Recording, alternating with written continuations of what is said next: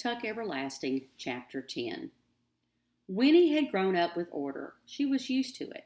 Under the pitiless double assaults of her mother and grandmother, the cottage where she lived was always squeaking clean, mopped and swept and scoured into limp submission. There was no room for carelessness, no putting things off until later. The Foster women had made a fortress out of duty. Within it, they were indomitable, and Winnie was in training.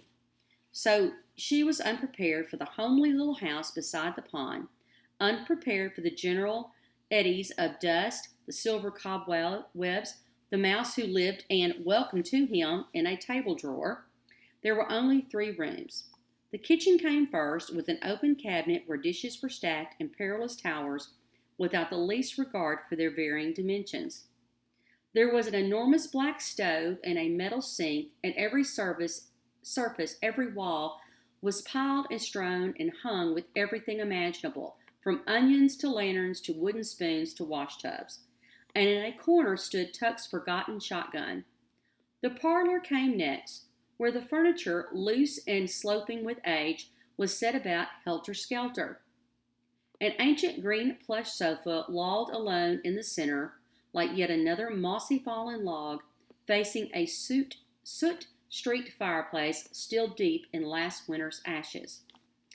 The table with the drawer that housed the mouse was pushed off, also alone, into a far corner, and 3 armchairs and an elderly rocker stood about aimlessly, like strangers at a party, ignoring each other.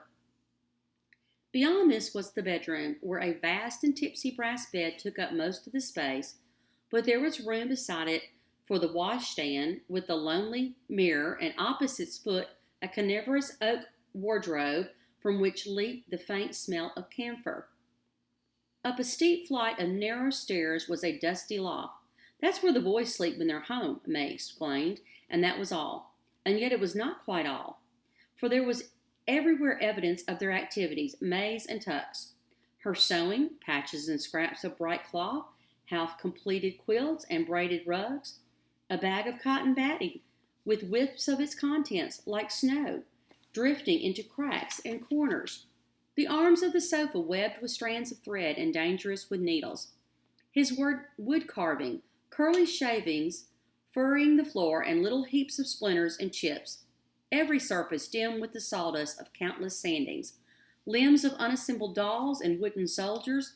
A ship model propped on the mouse's table waiting for its glue to dry.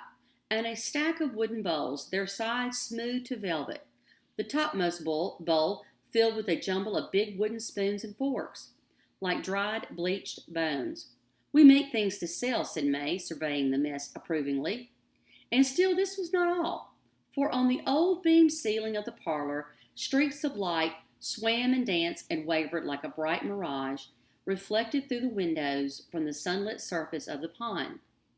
There were bowls of daisies everywhere, gay white and yellow, and over everything was the clean, sweet smell of the water and its weeds, the chatter of a swooping kingfisher, the carol and trill of a dozen other kinds of birds, and occasionally the thrilling bass note of an unastonished bullfrog at ease somewhere along the muddy banks.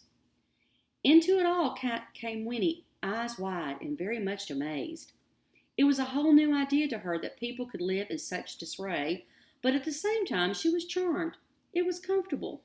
Climbing behind May up the stairs to see the loft, she thought to herself, maybe it's because they think they have forever to clean it up. And this was followed by another thought far more revolutionary. Maybe they just don't care. "The boys don't be home very much," said May as they came up into the half light of the loft. "But when they are, they bed up here. There's plenty of room. The loft was cluttered too, with all kinds of odds and ends, but there were 2 mattresses rolled out on the floor, and fresh sheets and blankets were folded almost neatly on them, waiting to be spread. "Where do they go when they're away?" asked Winnie. "What do they do?" "Oh," said May, "they go different places, do different things. They work at what jobs they can get, trying to bring home some of their money. Miles can do carpentry, and he's a pretty fair blacksmith, too. Jesse, now, he don't ever seem to settled in himself. Of course, he's young." She stopped and smiled. "That sounds funny. don't it? Still, it's true, just the same. So Jesse, he does what strikes him at the moment, working in the fields or in saloons, things like that, whatever he comes across. But they can't stay on in any one place for long, you know. None of us can. People get to wondering. She sighed. We've been in this house about as long as we dare, going on 20 years. It's a right nice place. Tuck's got so he's real attached to it. Then, too, it's off by itself, plenty of fish in the pond, not too far from the towns around. When we need things, we go sometimes to one, sometimes the next, so people don't come to notice us much. And we sell where we can. But I guess we'll be moving on one of these days. It's just about time. It sounded rather sad to Winnie never to belong anywhere. That's too bad, she said, glancing shyly at May. Always moving around and never having any friends or anything. But May shrugged off this observation. Tuck and me, we got each other, she said, and that's a lot. The boys now, they go their separate ways. There's some different, don't always get on too good. But they come home whenever the spirit moves, and every 10 years, first week of August, they meet at the spring and come home together so we can be a family again for a little while. That's why we was there this morning. One way or another, it all works out. She folded her arms and nodded, more to herself than to Winnie. Life's got to be lived, no matter how long or short, she said calmly. You got to take what comes. We just go along like everybody else, one day at a time. Funny, we don't feel no different. Leastways, I don't. Sometimes I forget about what happened to us, forget it altogether. And then sometimes it comes over me and I wonder why it happened to us. We're plain as salt, us Tucks.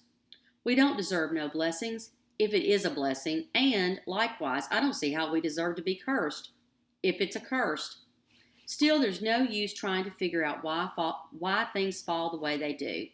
Things just are, and fussing don't bring changes. Tuck now, he's got a few other ideas, but I expect he'll tell you. There, the boys are in from the pond. Winnie heard a burst of voices downstairs, and in a moment Miles and Jessie were climbing to the loft. Here, child, said May hastily. Hide your eyes. Boys, are you decent? What'd you put on to swim in? I got Winnie up here. Do you hear me? For goodness sakes, Ma, said Jessie, emerging from the stairwell. You think we're going to march around and are all together with Winnie Foster in the house? And Miles behind him said, We just jumped in with our clothes on, too hot and too tired to shed 'em. It was true. They stood there side by side with their wet clothes plastered to their skins, little pools of water collecting at their feet. Well, said May, relieved. All right, find something dry to put on. Your pa's got supper nearly ready. And she hustled Winnie down the narrow stairs. Chapter 11. It was a good supper. Flapjacks, bacon, bread, and applesauce. But they ate sitting about in the parlor instead of around a table. Winnie had never had a meal that way before, and she watched them carefully at first to see what rules there might be that she did not know about. But there seemed to be no rules. Jessie sat on the floor and used the seat of a chair for a table, but the others held their plates in their laps. There were no napkins. It was all right. Then, to lick the maple syrup from your fingers. Winnie was never allowed to do such a thing at home, but she'd always thought it would be the easiest way, and suddenly the meal seemed luxurious. After a few minutes, however, it was clear to Winnie that there was at least one rule. As long as there was food to eat, there was no conversation. All four Tucks kept their eyes and their attention on the business at hand. And in the silence, given time to think, Winnie felt her elation and her thoughtless pleasure wobble and collapse. It had been different when they were out of doors, where their world belonged to everyone and no one. Here, everything was theirs alone. Everything was done their way. Eating, she realized now, was a very personal thing, not something to do with strangers. Chewing was a personal thing. Yet here she was, chewing with strangers in a strange place. She shivered a little and frowned, looking round at them. That story they had told her, why, they were crazy. She thought harshly, and they were criminals. They had kidnapped her, right out of the middle of her very own woods, and now she would be expected to sleep all night in this dirty, peculiar house. She had never slept in any bed but her own in her life. All these thoughts flowed at once from the dark part of her mind. She put down her fork and said unsteadily, I want to go home. The Tuck stopped eating and looked at her. Surprised, May said soothingly, Why, of course you do, child. That's only natural. I'll take you home. I promised I would. Soon's we've explained a bit as to why you've got to promise you'll never tell about the spring. That's the only reason we brung you here. We got to make you see why. Then Miles said cheerfully and with sudden sympathy, There's a pretty good old rowboat. I'll take you out for a row after supper. No, I will, said Jessie. Let me. I found her first, didn't I? Winnie Foster, listen, I'll show you where the frogs are and... Hush, Tuck interrupted. Everyone, hush. I'll take Winnie rowing on the pond. There's a good deal to be said, and I think we better hurry up and say it. I got a feeling there ain't a whole lot of time. Jessie laughed at this and ran a hand roughly through his curls. That's funny, Paul. Seems to me like that's the only thing we got a lot of. But May frowned. You worried, Tuck? What's got you? No one saw us on the way up. Well, now, wait a minute. Wait a bit. Yes, they did, come to think of it. There was a man on the road just outside Tree Gap, but he didn't say nothing. He knows me, though, said Winnie. She had forgotten, too, about the man in the yellow suit, and now, thinking of him, she felt a surge of relief. He'll tell my father he saw me. He knows you, said May, her frown deepening, but you didn't call out to him, child. Why not? I was too scared to do anything, said Winnie honestly. Tuck shook his head. I never thought we'd come to this place where we'd be scaring children, he said. I guess there's no way to make it up to you, Winnie, but I'm sure most awful sorry it had to happen like this. Who was this man you saw? I don't know his name, said Winnie, but he's a pretty nice man, I guess.